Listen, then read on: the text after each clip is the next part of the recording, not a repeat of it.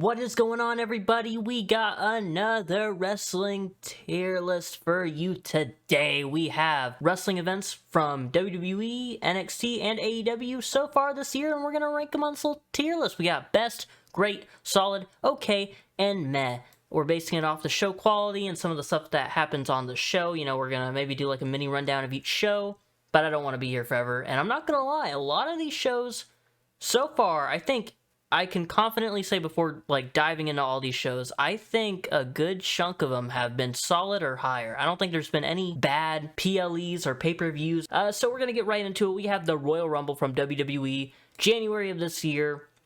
We have Cody Rhodes winning the Men's Rumble, Rhea Ripley winning the Women's Rumble. Now I will say, before we get into the other matches, the Rumbles were more on the basic side. You know, it was Triple H's first Rumble, you know, after kind of taking over the whole creative process in WWE. And I guess my expectations were a bit higher. I thought some crazy crap was going to happen. I mean, it was good booking decisions. Cody Rhodes winning, cool. Rhea Ripley winning from number 1, very cool. I really like that. I think I like the Women's Rumble a little bit more than the Men's. And then we had a couple of matches. You know, we had Bianca Belair versus Alexa Bliss for the Women's Championship, and you know, nothing, I can't even recall what happened in that match. I think they were still teasing the Uncle Howdy Bray Wyatt stuff. And speaking of Bray Wyatt, we had the Mountain Dew glow-in-the-dark pitch black match.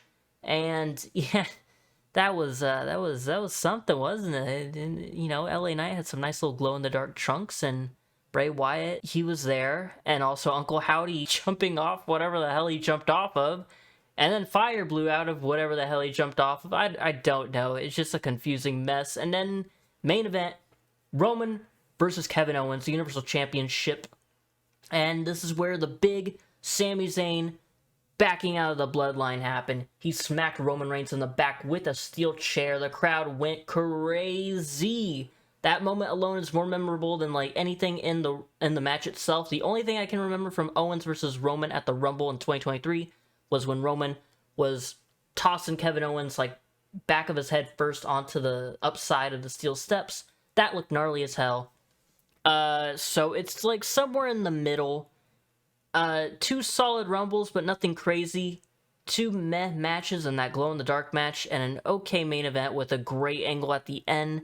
I think the angle at the end and the right booking decisions can leave it in the middle. I would probably say very, very top of okay, only because that's like a me thing, expectation-wise. I thought the Rumble was going to be crazy. And now we have NXT TakeOver Vengeance Day. It's kind of a forgettable one. I watched it live, and I know there were some good matches. Dijak versus Wes Lee, North American title match was really cool. Lots of great back and forth between like the little cruiserweight and the big powerhouse. It's the match where Dijak had his middle finger bent, and he made that cool little X-ray image out of it. It's pretty nice. Women's tag titles changed hands. I believe Katana Chance and Kaden Carter lost to Fallon Henley and Kiana James. Aren't they a great tag team nowadays? Oh wait, no, they're not a tag team anymore. And Katana Chance and Kaden Carter are on the main roster. But it was interesting because I think Katana and Carter are a better tag team, and they probably should have won. I remember not being a big fan of them losing the tag titles. Then Carmelo Hayes versus Apollo Crews, 2 out of 3 falls. You know, that was alright. I believe Dabba-Kato came back. Correct me if I'm wrong. I think that was the match it happened in. I guess that was something. Yeah, Dabba-Kato returned. We all love Dabba-Kato. Then we have Gallus defeating New Day, Pretty Deadly, and Chase University. It was a very fun Fatal 4-Way tag match. Very fun, very fun. And then we had Roxanne Perez defeating Gigi Dolan. And JC Jane. You know, interesting little... I'm not gonna lie. Out of all these matches, I don't remember what happened. I think they were like going back and forth a bit, and then like the week after, a couple weeks after that, led to JC Jane betraying Gigi Dolan. But I remember there was a bit of back and forth. It was a fun little match, but I can't really remember anything specific. And then we have Braun Breaker defeating Grayson Waller inside of a steel cage. I remember thinking that it was not a letdown, but I thought more would happen. It's just, I don't know, it feels like a forgettable show. This is probably, out of all the shows on this list, it's probably the one I have the most trouble remembering. I'm going to put it in okay because there's a lot of decent action. I just can't think of anything memorable that happened. So we are going to go now to Elimination Chamber, and you want to talk about memorable. let's get right to that main event. Sami Zayn versus Roman Reigns. The match was, it was okay, but it was mainly just the crowd and the story. It's Sami Zayn's WrestleMania moment before his actual WrestleMania moment. And, he didn't win. It was a real bummer, but they weren't going to have Roman lose that Elimination Chamber. He's had that title for so long. Why would he lose at anywhere but WrestleMania, SummerSlam, or hell, even, I think Payback would be a good spot for him to lose it. 3 years at the same event, he won it. But it was a massive main event, massive success for that story. And then we also had the Elimination Chambers. We had the women's one, which was okay. I remember Liv Morgan did a crazy sunset flip to, I believe, Raquel Rodriguez off the pod. That was nice.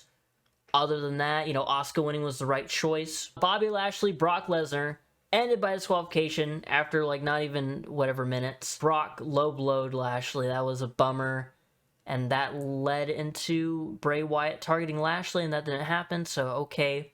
Beth Phoenix and Edge versus Judgment Day. That was a pretty fun match. I remember that. It was really fun. Edge and Beth Phoenix versus Finn Balor and Rhea Ripley. That was very fun. And then we had as well that United States title Elimination Chamber match. Logan Paul interfered at the end that cost Seth Rollins as he was close to winning.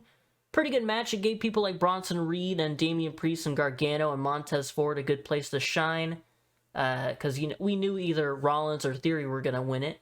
Nice little Logan Paul interference to set up their match at Mania. Montez Ford got a good showing. Gargano and Reed were an important match since not really doing anything since going to the main roster. It's an okay show. The main event really carries it to probably bottom of great. I think it was an overall fun show. You could have done without the Bobby Lashley, Brock Lesnar nonsense, but everything else was fun and entertaining. And now we have our first AEW show of the tier list. But to kick off the show, I remember watching this on my phone. Very scuffed setting. I was at my friend's house. I wasn't able to watch AEW how I usually do when they have their pay-per-views, but connection issues and whatnot. But I was able to watch it, and I thoroughly enjoyed it. I really liked Revolution 2023. Ricky Starks vs. Jericho was a nice little fun match. Jericho Appreciation Society were banned from ringside. Ricky Starks winning was the right choice. Jack Perry versus Christian Cage in a final burial match. Just the sight of Christian Cage getting locked in that casket, and it just plops down under the stage wherever the hell it sent him. That was just so funny. Christian pulling out the pocket sand, throwing sand in Jungle Boy's face. I thought it was an interesting little match. Nothing too crazy, but it was fun. And then maybe if it wasn't for the main event, probably match of the night. House of Black trios action against the Elite. They win the trios championships. Very nice. House of Black versus the Elite was a banger match. Nick Jackson, springboard 450 into Buddy Matthews. His knee was sick as hell. We had some Kenny Omega and Malachi Black action. We'd love to see those two have a one-on-one match in AEW at some point down the line. Very cool to see them win. Very nice match. Lots of strikes. Very beautiful stuff. And we had Jamie Hayter versus Saraya and Ruby Soho. Ruby Soho turned heel, joining the Outcast. That was a match I didn't get to see a lot of because of the internet issues, but I feel like most people are going to remember it for the Ruby Soho turn anyway, but I'm sure it was fine. And now we got the Texas Death. We have Hangman Page versus Jon Moxley. You had forks. You had barbed wire wrapped around Hangman doing a moonsault off the top rope. You had Moxley having to, give up to prevent himself from being killed by being hung over that top rope with that chain. What a brutal match. So damn fun. There were some bricks, I believe, or cinder blocks, I think. It's just nuts. Just nutty action. Nutty, violent action. I love it. And Wardlow defeated Samoa Joe.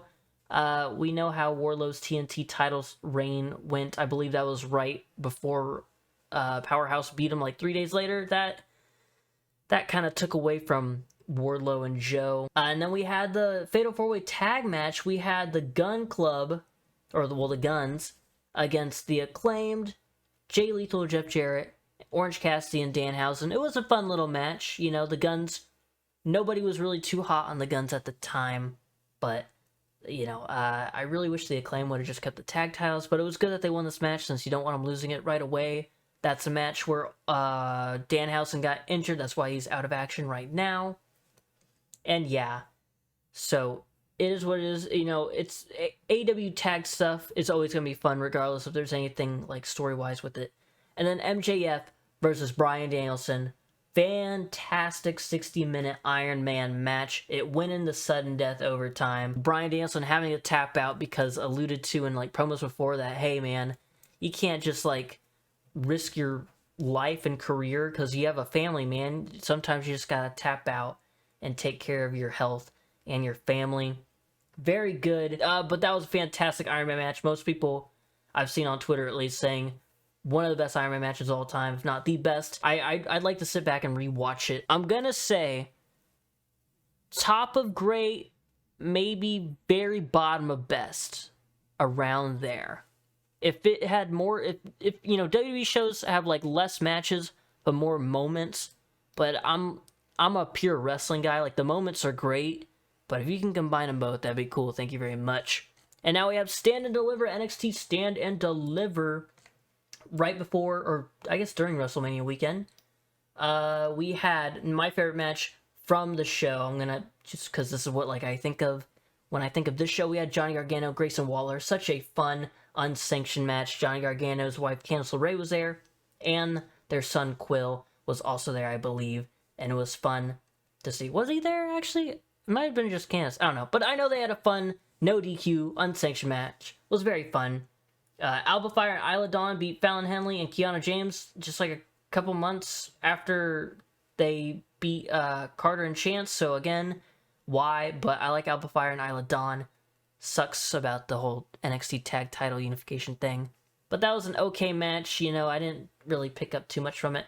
On the pre-show though, huge moment, like moment-wise, one of my favorites. Chase U keeps control of Chase University. They defeated the Dyad, I think is what they're, the Dyad, I don't know. Oh, Schism!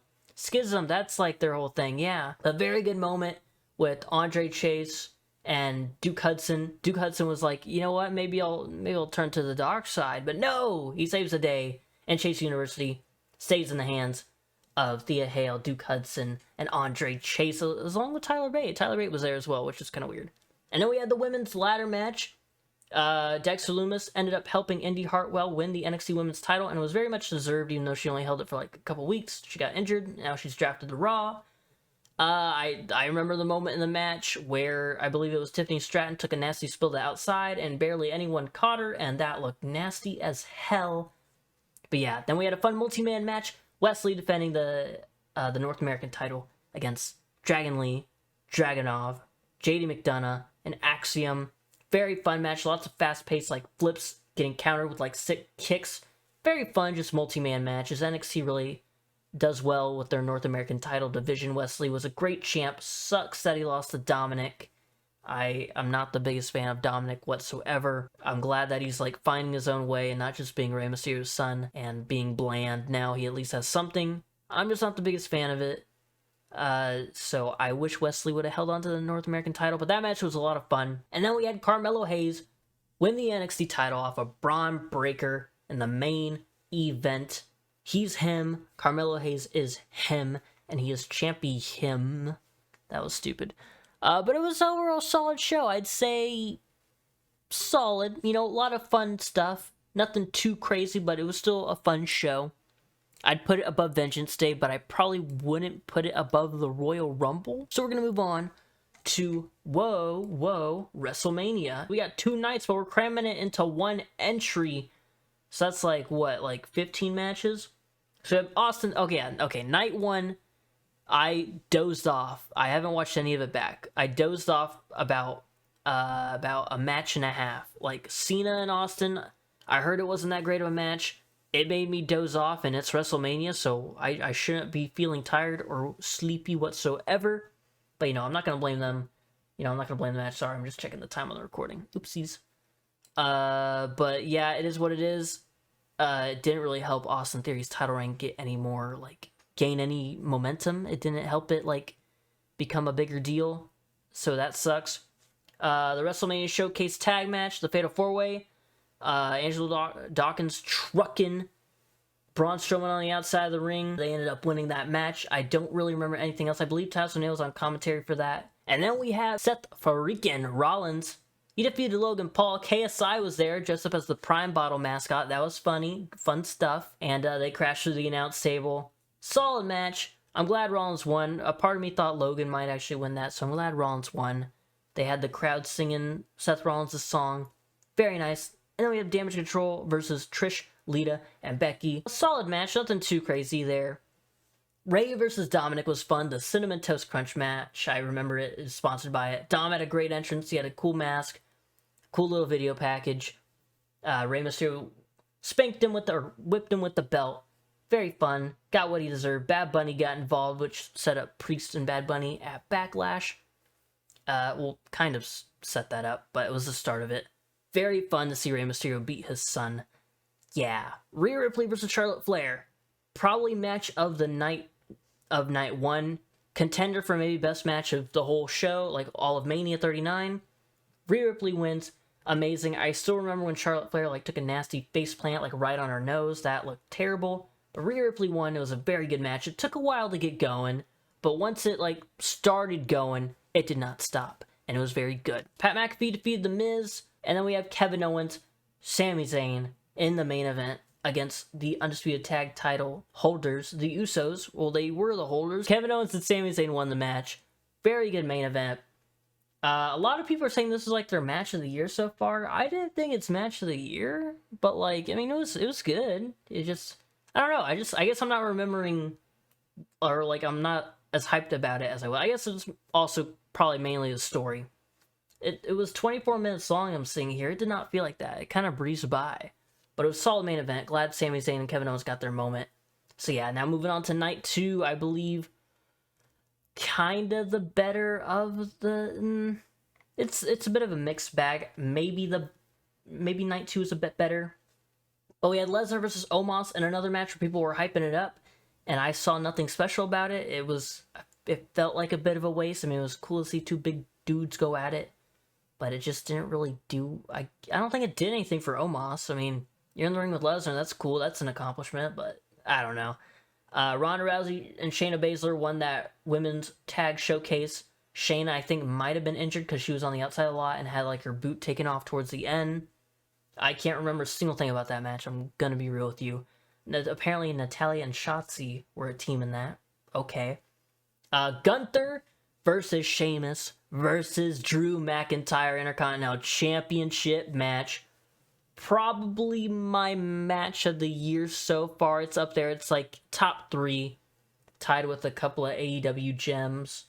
But damn, what a hard-hitting, fantastic match this was. I love Sheamus. Drew kind of lost some steam, but this definitely helped him pick some more steam and momentum up.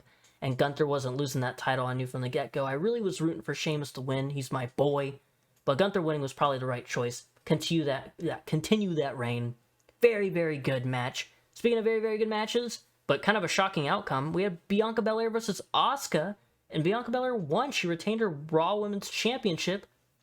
I thought Asuka was going to win. She won the Elimination Chamber going to this match. Bianca had held the title for a little less than a year. I probably should have seen it coming, but I was really thinking Asuka was going to win. But she would win it a month and a half or so later. 2 months at Night of Champions. I don't remember the timeline. But I remember it being a good match. Bianca and Asuka are two very, very good women's division stars, and they put on a great match. So, yeah, I remember I forgot what move it was. It might have been a spine buster or something. But either Asuka or Bianca took a move on the floor, on the mat outside, and it looked nasty. So those two beat the hell out of each other. Now we had Snoop Dogg versus The Miz after Shane came back, and Shane tore something towards quad off of Leapfrog. That was unfortunate, but Snoop Dogg came in, improvised a little bit. It's fun. Miz got his ass beat again. WrestleMania shenanigans, I guess. And we had Edge defeating the Demon inside Hell in a Cell. Finn got injured probably towards the end, needed stitches, had, take time off camera to get his head repaired. So, but that doesn't take away from the match. We had Edge come out as Brood Edge, which, okay, cool. But it just sucks that the Demon, it was a fine competitive Hell in a Cell match. A lot of interesting spots, like Ballard jumping off that weird little pad thing. Foot stomped through a table, and I think he missed and just crashed through the table feet first. But it just, that's like the second loss in a row the Demon suffered after that dumb turnbuckle thing against Roman at Extreme Rules back in like 2021. That just, I don't know, that was my main takeaway from it. It just kind of made me sad that the Demon isn't as cool as it used to be. And speaking of making me sad, Roman Reigns versus Cody Rhodes, main event, undisputed WWE Universal Championship on the line. Cody is about to finish his story, but turns out they came out with Chapter 2, and the story is not ending anytime soon. It's not being finished anytime soon. Roman Reigns wins. Interference from the Usos. Owens and Zayn comes out to save the day. They brawl away. Cody hits a bunch of crossroads. He's about to go for the third one. Solo's like, hey, how's it going? And boom, the spike to the throat of Cody Rhodes. And Roman wins with the spear. It was very shocking. A lot of shock value out of me, even though it was probably like a 50-50 split. But Cody should have won the match. I will die on that hill. You could say, but it's led to the great bloodline stuff. But like, it doesn't need the title. It doesn't need the title. You could say it needs the title, but you'd be wrong. It doesn't need the title. But it just, I think it was the wrong call. Triple H and Roman at the end was like, this is like a movie. This ain't 30 minutes over and out. This is a story. I think Roman said something like, it's like a steak or something. I don't know. It made some stupid ass analogy. I like the bloodline stuff now when it's like the core, Usos, Jey Uso, maybe possibly finally gonna be able to topple Roman Reigns. But you didn't need the title. You didn't need it. But overall, WrestleMania 39 was a great show.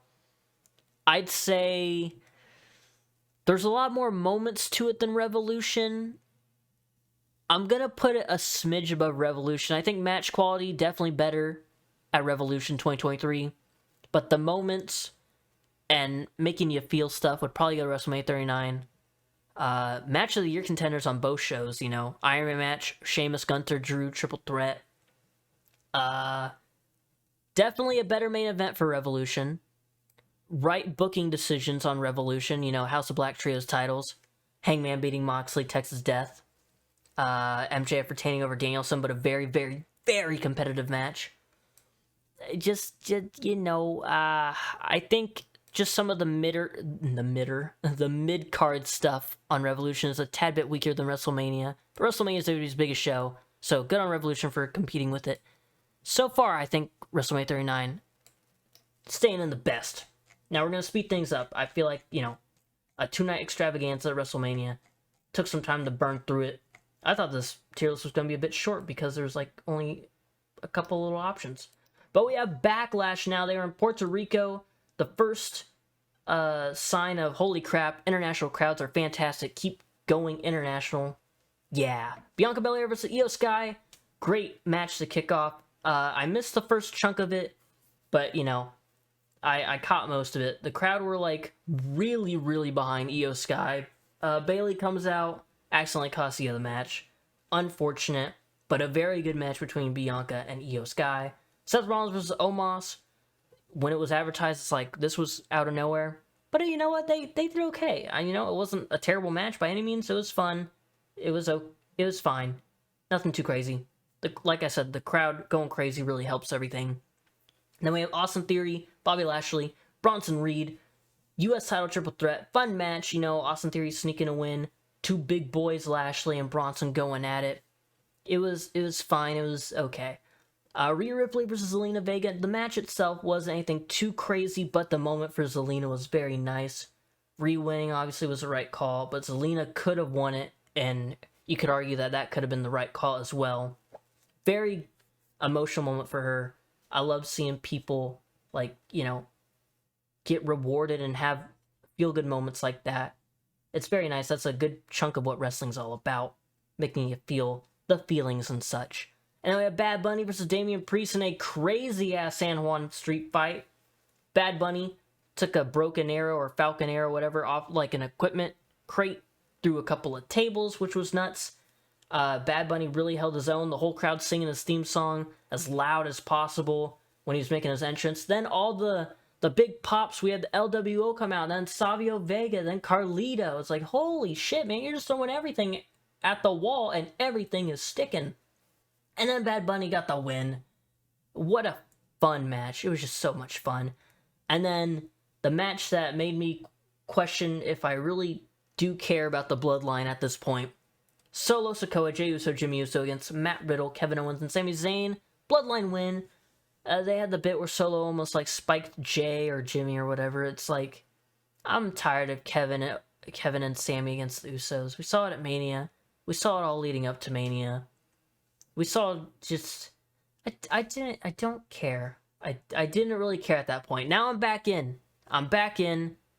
Yeah, but at that point, it was my lowest in interest. I guess because Roman wasn't on the show, so it's like, your main guy ain't there. Why should I care? And then in the main event, we had Cody beating Brock Lesnar. And Lesnar was busted open because of the turnbuckle. I was like, oh no. Cody got like a nice little, not a nice little roll-up, but he was trapped in the Kimura lock, I believe. Push Brock's shoulders to the mat. 1, 2, 3. Gets out of dodge. He doesn't want that big killer machine after him. Bad Bunny and Priest should have main evented. But Cody versus Brock was still okay. I'm gonna put Backlash. The crowd really push it up. Like, I feel like overall solid, but the crowd really make me want to bump it to like bottom of great. It was a fun show. The atmosphere alone. If they were just in like, whatever state, whatever city, USA, it probably would be, honestly, it'd probably be a smidge under Stand and Deliver, but that crowd elevates the hell out of it. So yeah, we're gonna put it in great. Maybe above Elimination Chamber. I think the crowd were more hot throughout for Backlash. Ooh, I don't know. I'll think about it. I'll leave it right there for now. But now we got Night of Champions. People were hyping this show up, and I know I've said that a couple times about certain matches, but people were hyping this show up. There's the weekend, the triple threat weekend, I would call it, where it was Night of Champions on Saturday, Sunday at the same time, pretty much, NXT Battleground and Double or Nothing from AEW. People were like, what show is the best? A lot of people said Night of Champions.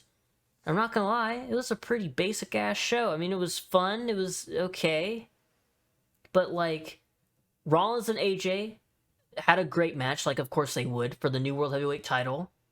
But it wasn't one of their best, not as good as their Money in the Bank match, but it was fine. It just didn't, there wasn't a moment in the match where I was like, oh, shoot. It was more like oh, okay, nice, so it was solid. So yeah, but it was still good. Trish versus Becky was fine. Trish can still go. But then the very probably like the most shocking moment of the night, honestly, Zoe Stark appearing out of nowhere to help Trish win. That was cool. I'm all for Zoe Stark getting some mentorship from 100% Stratusfaction queen herself, Trish Stratus. Thank you, Trish. So, it was a shocking little moment. It was okay. Gunther versus Mustafa Ali. No doubt in my mind who was winning that match, but they put on a good match, those two. Very good match.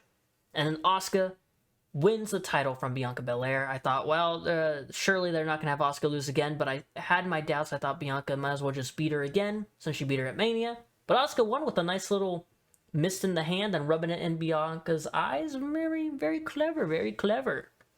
So that was a good match between those two. Rhea versus Natalya. Brock Lesnar and Cody Rhodes.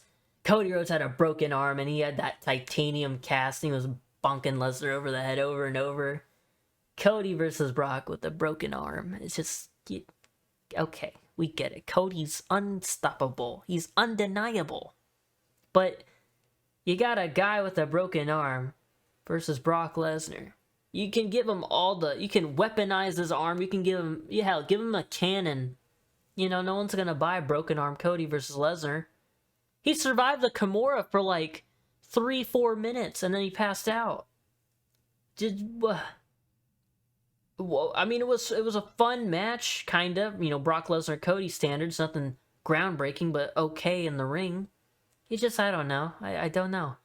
And then we had the match that made me start to doze off towards the first 10-15 minutes of it. That match, well, I'm looking at the time. It was almost 30 minutes. Holy shit. All right. Well, we had Kevin Owens and Sami Zayn defending their tag titles against Roman Reigns and Solo Sikoa when they were building this matchup on SmackDown. And they're like, You're not getting the tag titles, Jimmy and Jay. We are. I was immediately like, dude, it's Roman's 1,000 day celebration. Have him defend his effing title, bruh. Come on. It's lineup champions, and the main champion ain't even defending the title. He's on the show. Good for him. But come on. It's his 1,000 day reign, whatever the hell. Have him have a match, him defending the title, but I guess they don't have anyone credible enough to beat him that wasn't already busy, aka Cody Rhodes. And Seth Rollins, I guess. Hell, even AJ Styles.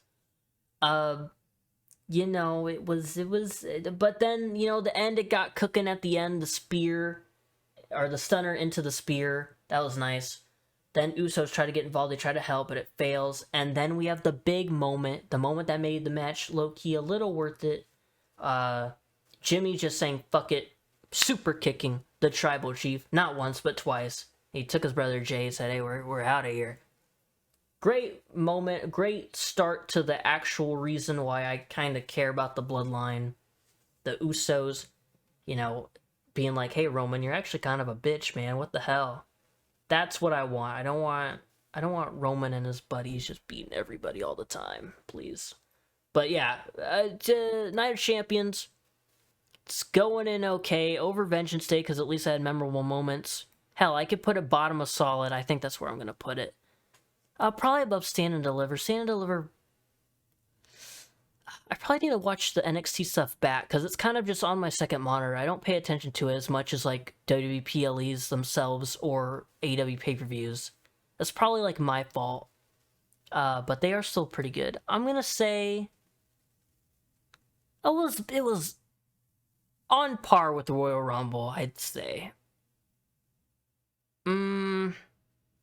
A smidge better than Rumble. Because like I said, the Rumble matches were a bit basic for my taste. But that's just my expectations. But then we had the giant end of the pay-per-view moments. I think the Sammy hitting Roman with the chair was better. But match quality-wise, I think Night of Champions pulled it out a bit more. And now we have NXT Battleground. I did not watch the show until legit a few hours ago. I just got done watching it late last night, early this morning around like 1 a.m. I have not been to sleep yet, if that might explain why I'm kind of slurring my words a bit. But yeah, NXT Battleground, people were hyping the hell out of this show. I'm like, well, you know, I'm adding NXT stuff to the list. I gotta watch it. And what a show it was. Very, very action-packed, fun show. There's only 6 matches.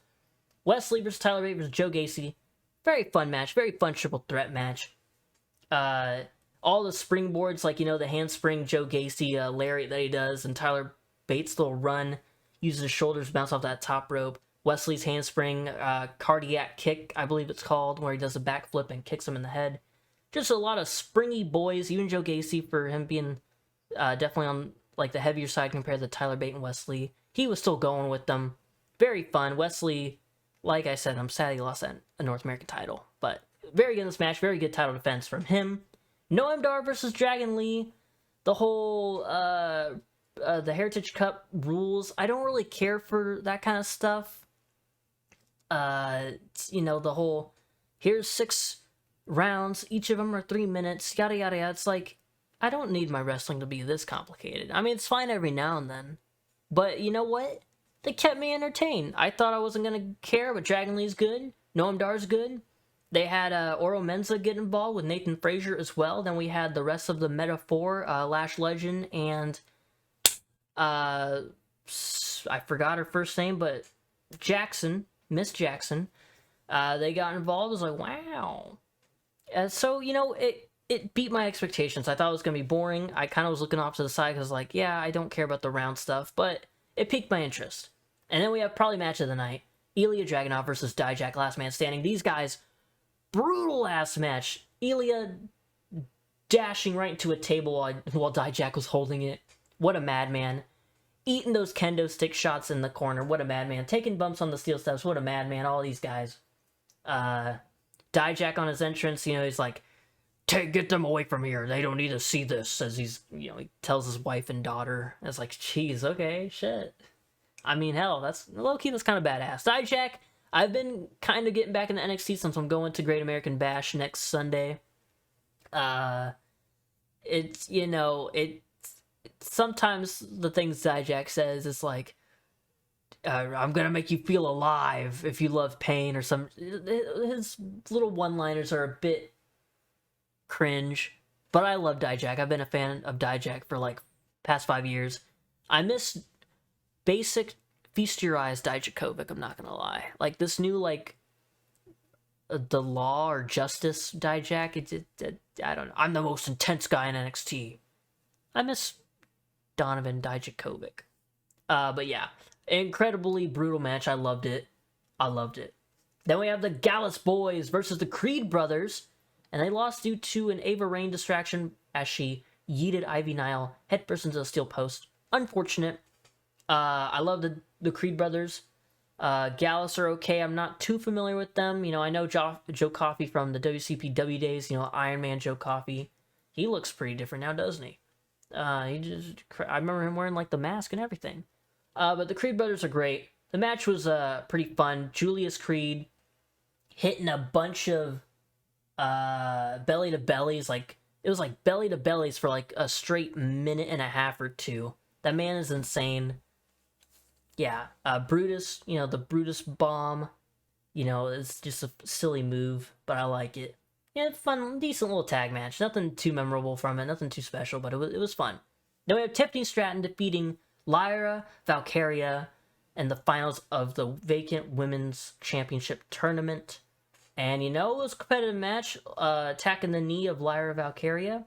Lots of calculated attacks from Tiffy Strats, as Ross from Cultaholic says.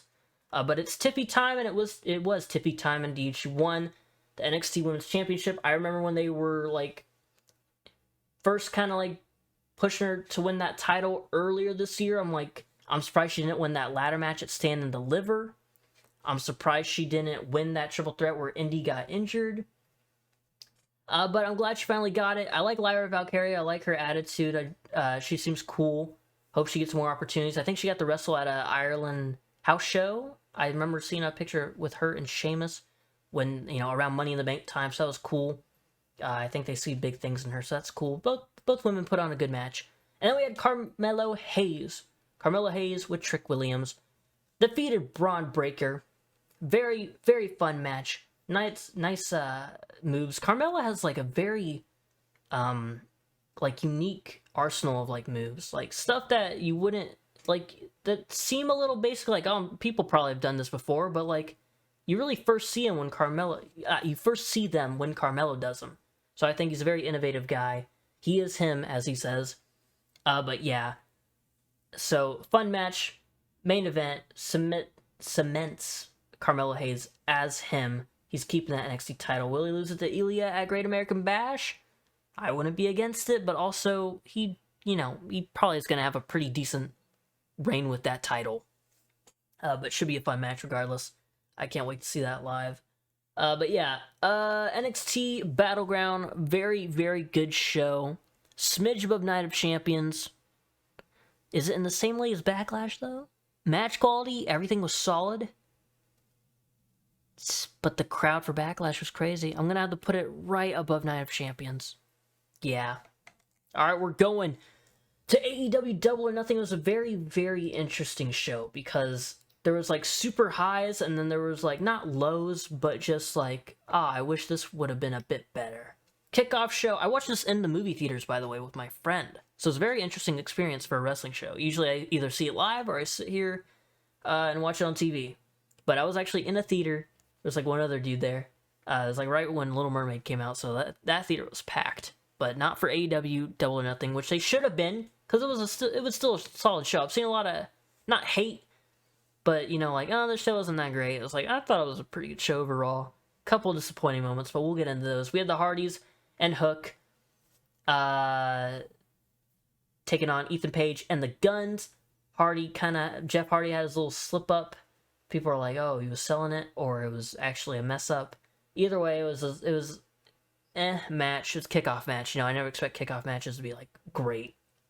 And then we had what I don't think people were talking about enough when they talk about the highlights of the show. Orange Cassidy retains his international title in the 21-man Blackjack Battle Royal, last eliminating Swerve Strickland. What a fun battle royal this was, man. Big Bill, shout out to him. He put on a great showing. Big booting, I believe. Penta, Trent. He got a couple eliminations of like notable guys in that match. I'm on the Big Bill bandwagon right now, baby. Let's go. Orange Cassidy, the final moments with Swerve, where they're brawling on the apron, and he kicks Swerve's hand, and like Swerve's like, oh no, and then he falls to the floor. A nice little Orange Cassidy battle royal finish right there. You know, it was just a fun battle royal, man. I don't know what to tell you. And then we have disappointment, unsanctioned match: Adam Cole versus Chris Jericho, with Special Enforcer Sabu, who was there for like 5 minutes. He jumped through a table. That got a big reaction out of me and my friend, dude. We were just kind of like, you know, like bantering, you know, talking back and forth. And we see Sabu get on the rope. He gets really wobbly and he just falls. I believe he like crashed through Jake Hager, I think it was, or somebody, maybe like one of 2.0, I don't know. But either way, it just caught us so off guard because it was just out of nowhere. He just got up on that rope and just dived through. It was like, oh shit, Sabu, what the hell? And then they all go to the back. Like, none of those people make an appearance ever again. Why was Sabu there if he was the enforcer, but he wasn't there? I don't know. It ended via referee stoppage, because too many punches to the head, which, like, realistically, like, yeah, you'd stop a fight if, you know, he can't defend himself, but at the same time, it's like, it's wrestling. Make a more creative finish. It's Adam Cole and Jericho. They're two of the best. It just wasn't it, man. Wasn't it? FTR versus Jeff Jarrett and Jay Lethal with special guest referee Mark Briscoe. Simmer down, simmer down. I did not expect a lot going into this match. I knew there'd be a lot of story stuff. This thing went freaking nearly 20 minutes. Probably could have shaved like 5.5 minutes or so off of that. But it got entertaining. The Aubrey Edwards guitar shot by Karen. I believe that's what happened in this match towards the end. That was insane. Obviously, lots of guitar shenanigans, referee shenanigans, and in the end, FTR won. It was a fun match. It was entertaining. I wasn't paying attention too much because during this match, there was food being delivered to our little seats in the theater. But it was a fun little match. I remember enjoying it much more than I thought I would. I thought I'd be like, oh yeah, I might look at my phone every now and then, but no, it was a pretty good match. Now we have Wardlow defeating Christian Cage in a ladder match to retain his TNT Championship. I don't see a lot of people hyping this match up as well. They kind of like go over a couple big things on the show and then say everything else was eh. But it's like, this match, although there was a couple mess-ups, like a couple like botches with like the ladder kind of crumpling under Wardlow's weight as he springboarded on it, you know. But other than that, it was a fun little match. Arn Anderson, quote, you know, biting off the fingers of Luchasaurus. That was silly, but it was just the right amount of silly where I didn't mind it. Wardlow's big swanton off the ladder through Luchasaurus. Very nice. Christian Cage is just being a dickhead, you know. There's a couple interesting ladder spots. I can't remember them all, but I know there's a spot where I believe Christian was like wedged in between the ladder or something. I can't remember for sure. This is a match I kind of need to go back and rewatch. But I remember enjoying it. It was a fun little ladder match. Nothing like, not one of the best of all time by any means, but it was a fun little ladder match. And then we have Toni Storm. She won the AEW Women's Championship by beating Jamie Hayter, but Jamie Hayter was injured, so it was more like an angle than a match. You know, you can't really blame AEW on that. If Jamie Hayter's injured and they need to get the title off of her, nice little way to do it where it like, oh, a lot of interference so she doesn't seem weak. You know, you hype up like, oh yeah, she has an injury. So I think they did it in a good way. And House of Black versus The Acclaimed and Daddy Ass. This match, I love the House of Black and I love The Acclaim, but the first, or almost the majority of this match was like them just kicking the shit out of Anthony Bowens and trying to injure that man. And then the last like 2 minutes, Daddy Ass comes in, Billy Gunn, shouts a bunch of like, you know, fuck you, suck it. And that was really fun, Billy Gunn going on a rampage. And then, you know, and then House of Black win. A lot of people were saying this was a very good match. I think it was an alright match, but it's just, I don't know. I wish it was more back and forth than more like methodical, let's attack Anthony Bowens. I don't know. I just wanted a bit more from it. But it went 15 minutes. It just, oh man. And it was an open house rules match where like, okay, you choose the stipulation, guys. And they chose nothing. It's like, why do you even have it if you chose nothing? What? There's what? Alright. Anyway, we're moving on to a huge moment for me. Jade Cargill All the Pretty Girls Walk Like This versus Taya Valkyrie. Fun match. Jade's probably her best match. She defeated Taya Valkyrie. Taya Valkyrie had a good showing. But then Mark Sterling was like, hey, anytime, anywhere. Jade's not going to be beat anytime soon. Somebody come and challenge her. Chris Statlander returns from injury. My favorite AEW Women's Division star. Maybe my favorite women's wrestler in wrestling right now. I love Chris Statlander. I think she's fantastic. And she wins the TBS Championship, being the first person to defeat Jade Cargill. Cargill's going on a little break right now. Hopefully she's resting up and doing good. But Chris Statlander, TBS Championship title holder, McGillicuddy. Fantastic, you love to see it. Made me a very happy boy. We're moving on to, oh my god, dude. This with the triple threat at Mania is like up there in my matches of the year so far. The Four Pillars. MJF versus Sammy Guevara versus Darby Allin versus Jungle Boy Jack Perry. What a fun shenanigan-filled match, dude. Not even like shenanigans like cheating or nothing, because, you know, it's a fatal four-way. But there are just a bunch of things happening. They're all hitting their mentor's move. You know, you got the Crossroads, Scorpion Death Drop, Kill Switch, Code Breaker, I believe.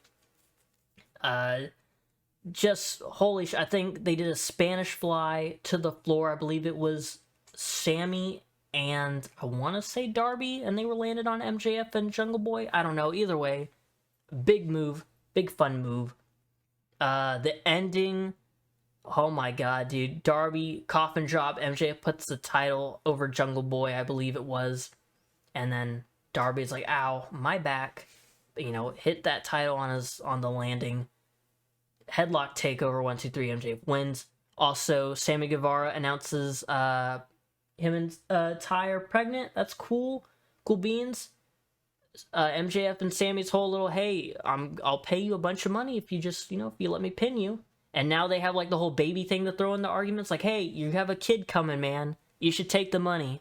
That just made it even better. Like, the whole story going in was like, okay, yeah, let's see what Sammy and MJF do. But now that's like, you have a kid coming, Sammy. Come on, do it. MJF yelling throughout the match, like, what the fuck? Like, as he's getting that stunner from Darby. It's just so fun, man. It's so damn fun. Also, the entrances. Jack Perry, he gets basic entrance template number fucking 4. The Symphony of the Devil. MJF's big, like, musical entrance. Darby Allin's Elvis entrance. Sammy announcing that Ty's expecting.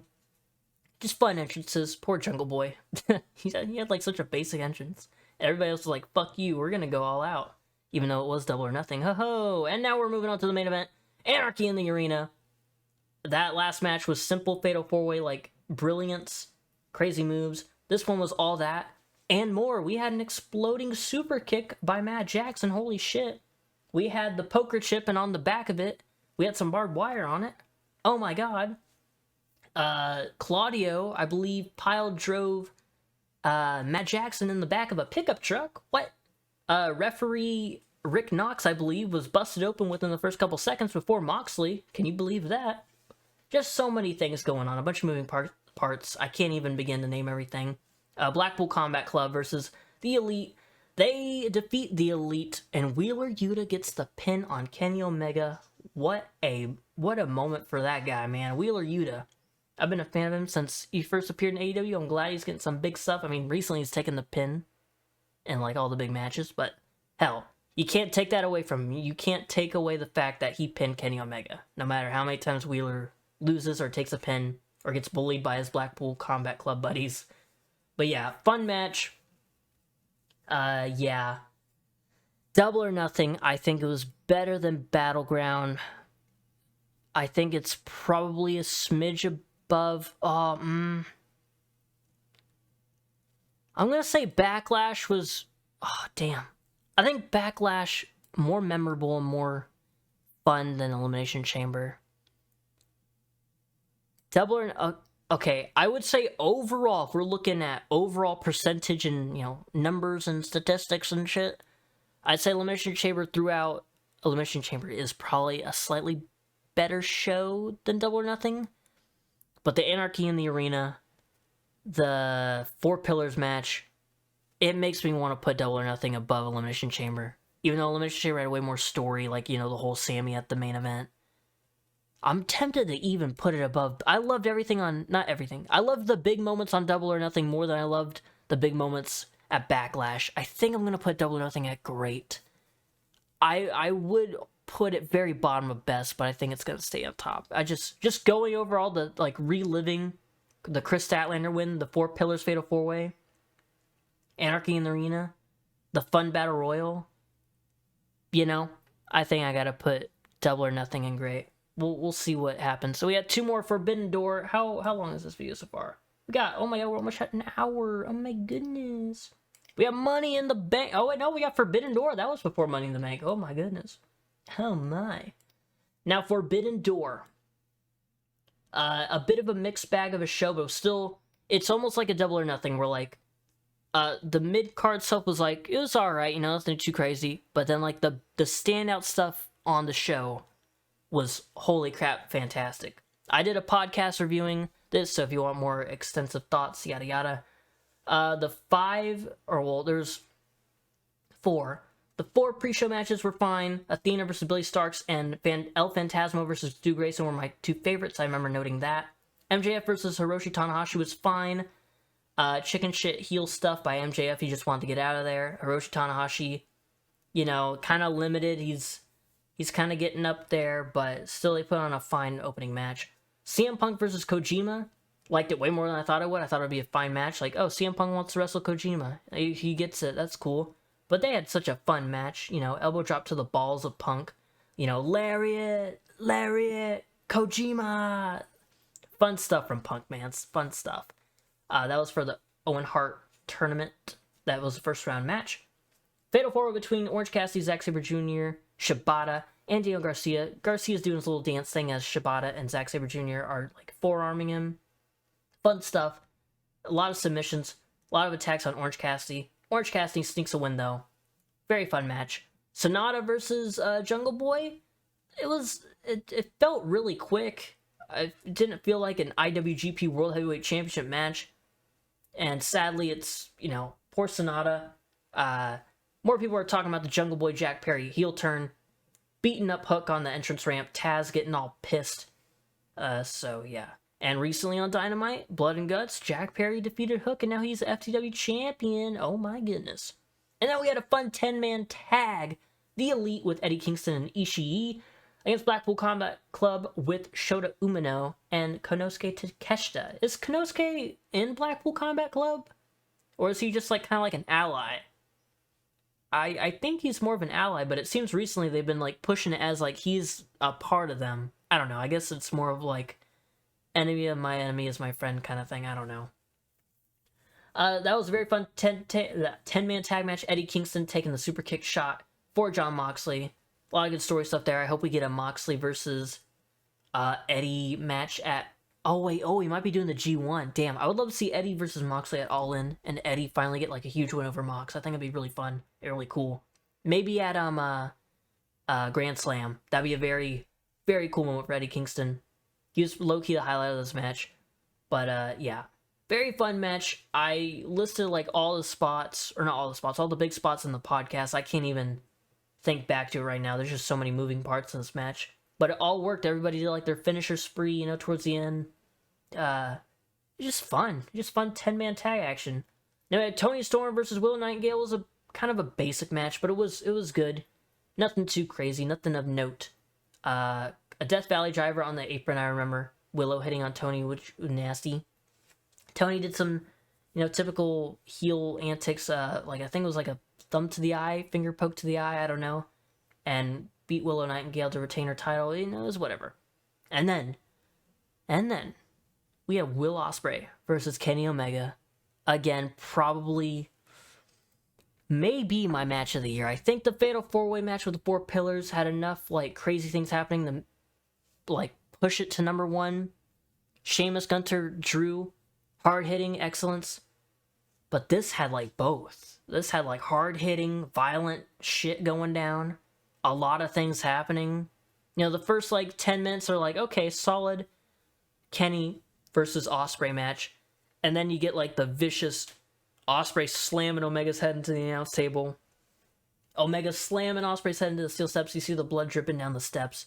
He hits like a DDT on like the sideways steps, like standing on their side, which is okay. Go Kenny. We had the Don Callis interference that was like, oh no, don't make this be the end, but it wasn't the end. It was just, closing moments. Ospreay hits One Wing Angel. Omega kicks out at 1. Holy shit, man. Holy shit. And then Ospreay hits that Tiger Driver 98, 97. I don't know. But either way, Kenny lands right on his gosh darn neck. Holy shit. Oh my god. My jaw dropped the last, 2 minutes that were left of that match after he landed on his head. Oh god. It's fantastic. I love it. It was such good shit. Ospreay wins the United States title. It was just so good, dude. Such a good ass match. If you have some way to watch Omega versus Ospreay at Forbidden Door 2, you gotta watch it. You just gotta. Then we had Sting, Darby, and Naito versus the Suzuki Gods, Jericho, Sammy Guevara, and Minoru Suzuki. It was okay. It felt a bit rushed toward the end with like a messed up table bump from Guevara to Sting. Naito and Sting did some double team moves to Jericho and Suzuki, and it was okay, nothing crazy.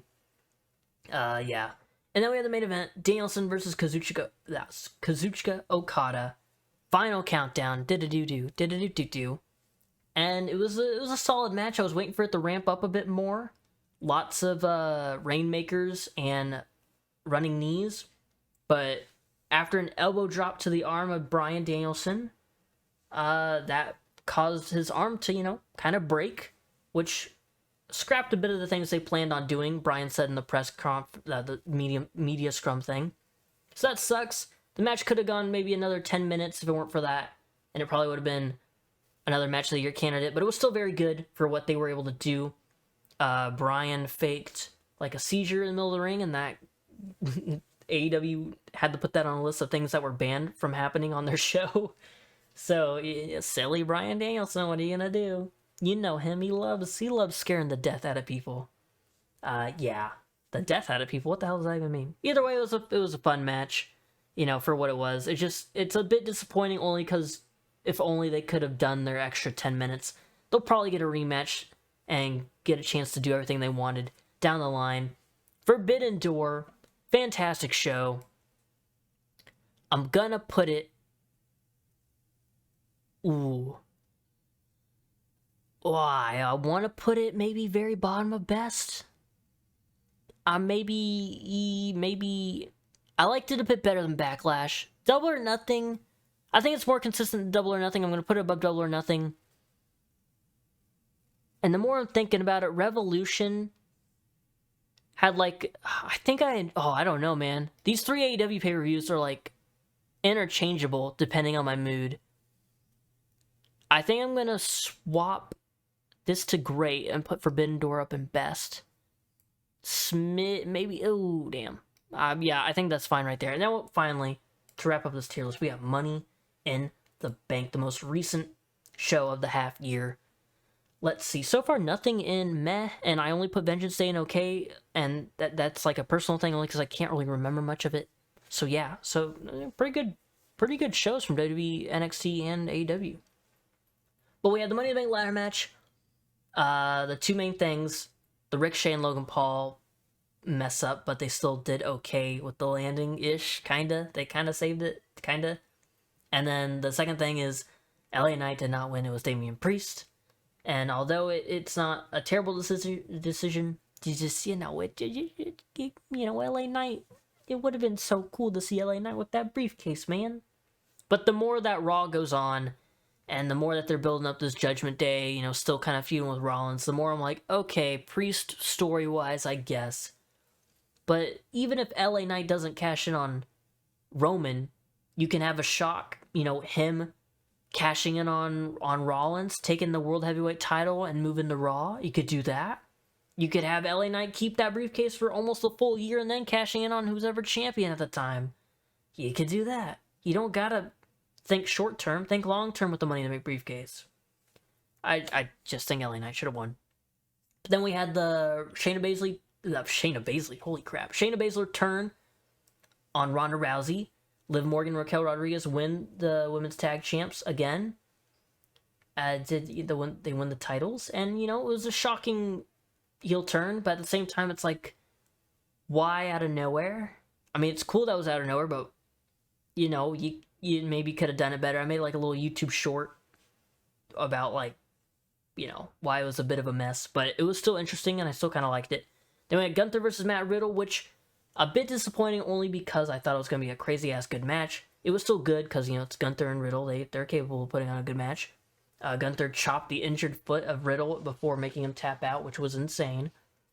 But then we had the Drew McIntyre return, and we're gonna get Drew and Gunther at SummerSlam most likely. That's gonna be fantastic.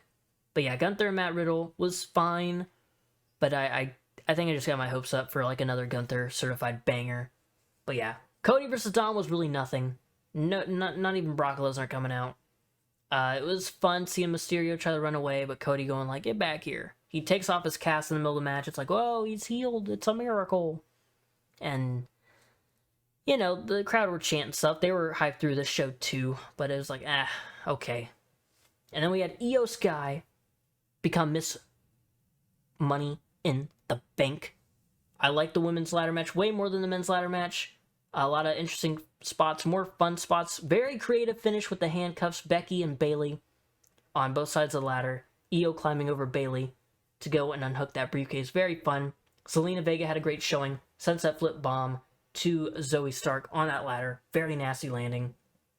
Trish bridges herself between two ladders. Zelina walks on her to climb. That was fun. Becky hits a manhandle slam on Trish onto a bridge ladder. That was cool. Lots of story stuff going in. Damage control, dissension. Zoe Stark and Trish targeting Becky. So, it was good stuff. Good stuff in that women's ladder match. I liked it. I liked it a lot. I'm glad Io won. Then we had Seth freaking Rollins versus Finn Balor. Solid world title match. The ending saw Damian Priest come out. It's like, Finn's like, whoa, whoa, whoa, whoa, whoa. What are you doing, bud? And then that causes a distraction. Rollins wins. Solid world heavyweight title match. Nothing too crazy, but it was entertaining. These guys are capable of putting on a good match, so, no surprise there. And then we had, for the main event, the Bloodline Civil War tag team match. Now, it's another case of the Roman Reigns Bloodline storyline matches where the first, 10 minutes or so, it's like, okay, this is slow, and Roman's just talking to everybody. I know you're a heel, but buddy, come on. Let's go. Towards the end, we see a lot of good back and forth stuff. Jay kicking out and hitting the accidental, well, maybe not accidental, I don't know, but hitting the low blow on Roman.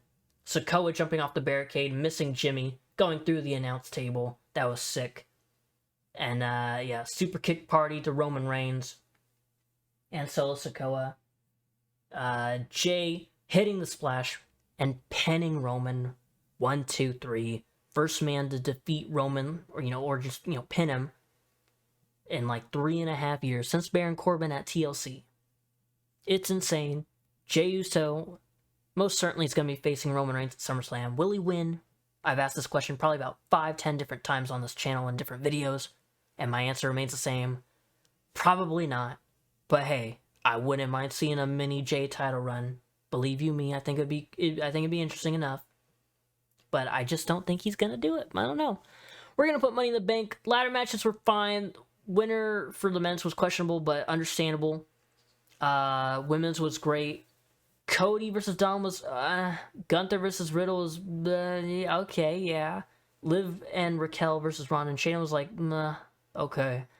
Rollins Balor was nice. Bloodline Civil War, eventful, but the first half of it is obviously typical stuff. We're gonna put Money in the Bank.